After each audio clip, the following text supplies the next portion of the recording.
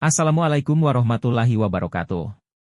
Selamat datang di channel kami. Kali ini saya akan menceritakan sebuah kisah Islami seorang waliullah yang beristri sampai 400 orang. Bagaimana kisahnya? Mari kita simak bersama kisahnya.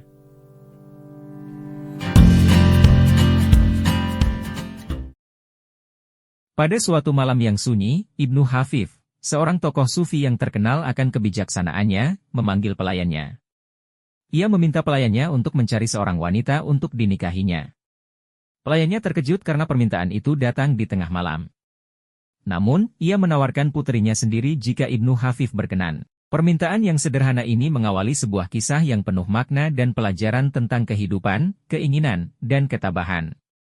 Ibnu Hafif menerima tawaran tersebut, dan pada malam itu juga ia menikahi putri pelayannya. 7 bulan kemudian, seorang bayi lahir. Tetapi sayangnya bayi itu meninggal tidak lama setelahnya. Ibnu Hafif kemudian meminta pelayannya untuk memberitahu putrinya bahwa ia boleh meminta cerai atau tetap bersamanya. Pelayannya, penasaran, bertanya apa rahasia di balik semua ini.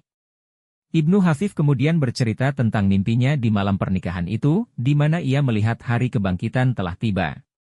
Banyak orang kebingungan, dengan keringat melimpah hingga ke leher mereka. Di tengah situasi tersebut, seorang anak kecil dengan cepat menuntun kedua orang tuanya melewati jembatan antara surga dan neraka. Inilah yang membuat Ibnu Hafif ingin memiliki seorang anak, dengan harapan anak tersebut akan membantunya di akhirat. Setelah kelahiran dan kematian anaknya, Ibnu Hafif merasa keinginannya telah tercapai. Sejak itu, ia dikenal telah menikah sebanyak 400 kali, karena statusnya sebagai bangsawan dan kesalehannya yang sempurna menarik banyak wanita untuk dilamarnya. Dalam satu waktu, ia sering memiliki 2 atau 3 istri. Salah satu istrinya, Putri Wazir, menjadi pendampingnya selama 40 tahun. Banyak yang bertanya kepada istri-istrinya tentang sikap Ibnu Hafif terhadap mereka. Jawabannya selalu sama, tidak banyak yang mereka ketahui tentang kehidupan pribadinya. Hanya Putri Wazir yang mengetahui sedikit lebih banyak. Ia menceritakan bahwa ketika Ibnu Hafif akan berkunjung ke kamarnya, ia mempersiapkan makanan lezat dan berdandan. Namun, Ibnu Hafif hanya memandanginya dan makanan tersebut sebentar, kemudian pergi. Suatu malam, Ibnu Hafif menarik tangannya dan mengusapkan ke perutnya, merasakan 5 simpul.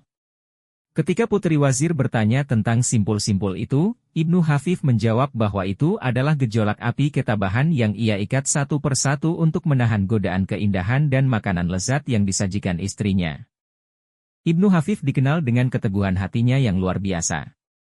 Meski memiliki banyak istri, ia tetap menjaga disiplin dan ketabahan diri yang tinggi.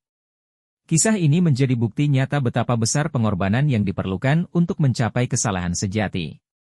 Dengan ketabahan dan disiplin yang luar biasa, Ibnu Hafif menjalani hidup yang penuh ujian dan godaan, menjadikannya teladan bagi banyak orang. Kata-kata bijak dari kisah Ibnu Hafif.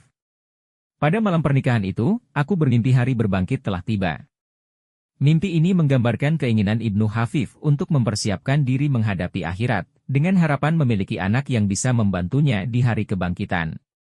Semua ini adalah gejolak-gejolak api ketabahan yang telah kusimpulkan satu persatu agar aku dapat bertahan terhadap kejelitaan dan makanan lezat yang engkau hidangkan kepadaku. Kata-kata ini menunjukkan usaha dan pengorbanan besar Ibnu Hafif dalam menjaga ketabahan dan kedisiplinan dirinya dari godaan duniawi demi mencapai kesalehan yang lebih tinggi. Alangkah kokoh disiplin diri Ibnu Hafif. Disiplin diri Ibnu Hafif sangat luar biasa. Ia mampu menahan diri dari godaan yang kuat, baik dalam bentuk keindahan fisik maupun kenikmatan duniawi, demi mencapai kedekatan dengan Tuhan. Kisah Ibnu Hafif mengajarkan kita tentang pentingnya ketabahan, disiplin diri, dan persiapan menghadapi kehidupan setelah mati. Ia adalah contoh nyata betapa besar pengorbanan yang diperlukan untuk mencapai kesalehan yang sejati. Demikian kisah ini, semoga dapat menginspirasi kita. Wassalamualaikum warahmatullahi wabarakatuh.